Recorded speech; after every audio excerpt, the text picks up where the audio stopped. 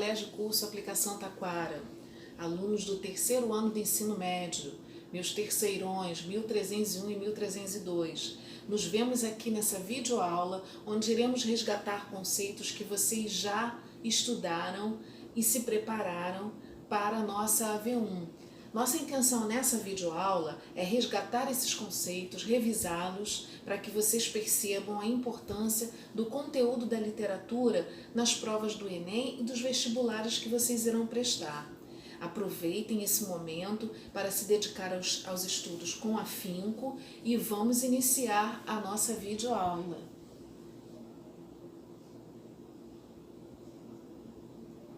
Disponibilizo aqui para vocês, meus queridos, e irá junto com o roteiro dessa nossa videoaula, esse link onde vocês irão ter a oportunidade de aprender um pouco mais. Na literatura é muito importante que a gente faça todo esse trabalho em juntar as mídias diferenciadas, não só estudar o texto, mas também assistir a vídeos, ver a filmes. Na nossa bateria de exercício, eu disponibilizo o link para que vocês assistam ao filme do Triste Fim de Policarpo Quaresma, de Lima Barreto, que é um dos livros importantes na avaliação e prova da UERJ.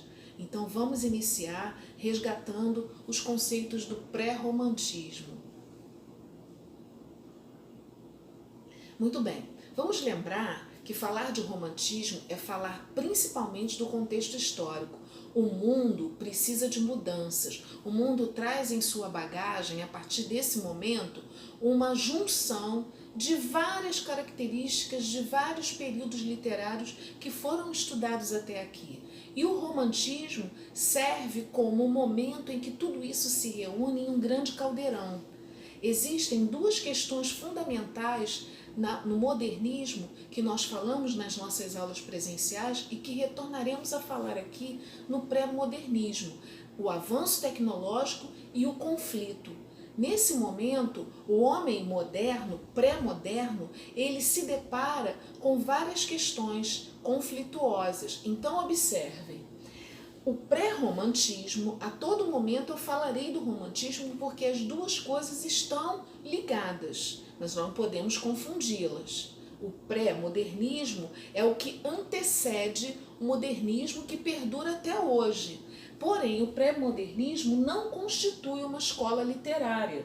Por quê? Porque não houve efetivamente nenhum marco literário nesse período, mas sim questões históricas que determinaram, sim, as primeiras obras produzidas, tanto na arte quanto na literatura, e aí nós podemos falar com detalhes no momento em que formos estudar o modernismo. Então observem, o que traz o pré-modernismo em seu interior? A marca do realismo, do naturalismo, do parnasianismo e do simbolismo. Escolas literárias com comportamentos muito particulares, mas que influenciaram e que determinaram, consequentemente, nas questões modernas. E o pré-modernismo vem numa fase de transição. Quando é que o pré-modernismo acontece? Em 1902, com Os Sertões de Canaã, uma obra publicada que nós produziremos podcasts sobre isso.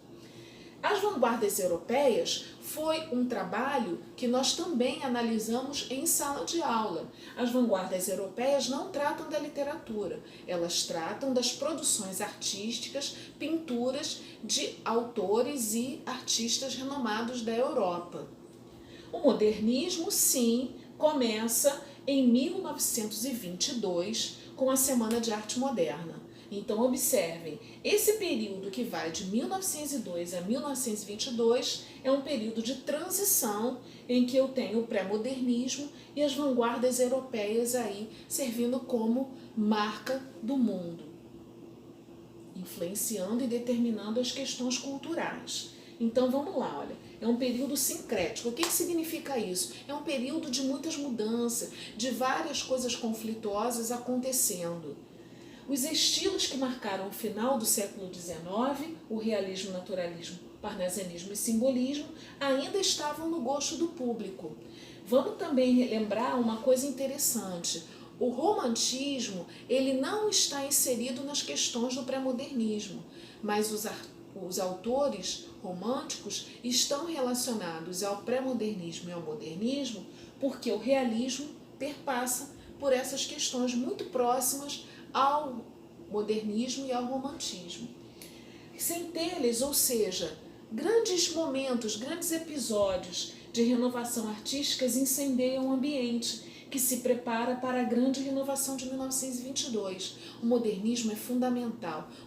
O modernismo determina comportamento, porque o homem passa a ver o mundo sob um olhar totalmente analítico, e a ação política faz e é resultado das questões históricas.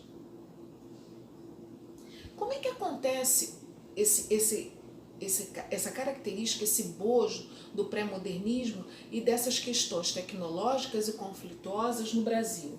O Brasil é um país desigual. Existem, não só aqui no Brasil, mas por todo o mundo, grandes diferenças sociais e econômicas.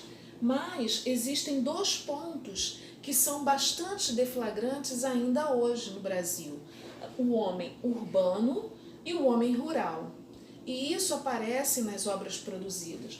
O homem urbano é aquele homem civilizado, politizado, refinado, consciente e preparado nas questões analíticas, sociais e políticas. Já o homem rural, ele tem uma vida muito mais tranquila, ele não está preocupado com questões políticas com a mesma visão do homem urbano.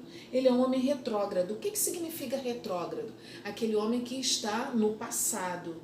Ele valoriza muito mais o que acontece para ele no passado do que o que vai acontecer com ele no futuro. Ele é um homem brutalizado, ele é um homem fanatizado. E lembrem-se, alunos, que aqui não é uma questão de rotular ou de ser preconceituoso, é apenas de pontuar questões para que haja justamente essa diferença entre a postura urbana e a postura rural.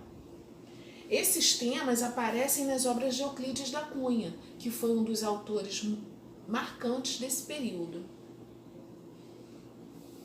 O Brasil caipira. O Brasil caipira é um Brasil que sempre vai ter o seu valor e que sempre vai aparecer nas obras literárias. Olha, ele é anacrônico, ele é diferenciado, ele é indefeso, ele é analfabeto, obtuso e rude. O que significa uma pessoa obtusa? Uma pessoa que não consegue ter uma visão clara das ideias e também, ao se expressar, ele também não consegue ser objetivo.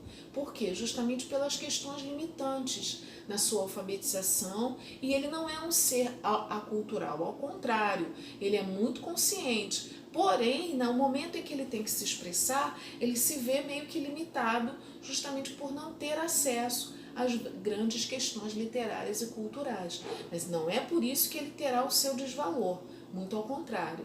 Tanto ele é valorizado que um dos autores conhecidos no Brasil, Monteiro Lobato, ele traz a importância desse homem caipira e desse mundo caipira com um valor totalmente permanente. As obras de Monteiro Lobato são extremamente atuais e muito preferidas do público infantil. Porém, Monteiro Lobato não é apenas autor de obras infantis. A gente tem aqui, olha, Urupês, que traz referência a Jeca Tatu, que é um personagem muito importante, muito marcante na obra de Monteiro Lobato, e Cidades Mortas. Então, Monteiro Lobato não é só um autor de obras para o público infantil, ele também trabalha obras para o público adulto.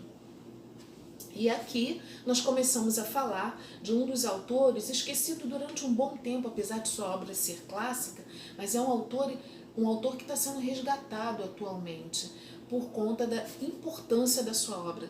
Lima Barreto é uma representação muito forte do povo brasileiro, um mulato que enfrentou uma série de dificuldades pela sua família de origem humilde, mas que isso não desmerece a sua obra, com um grande embasamento das questões literárias. O Brasil, na marginalização urbana, é um foco da obra de Lima Barreto.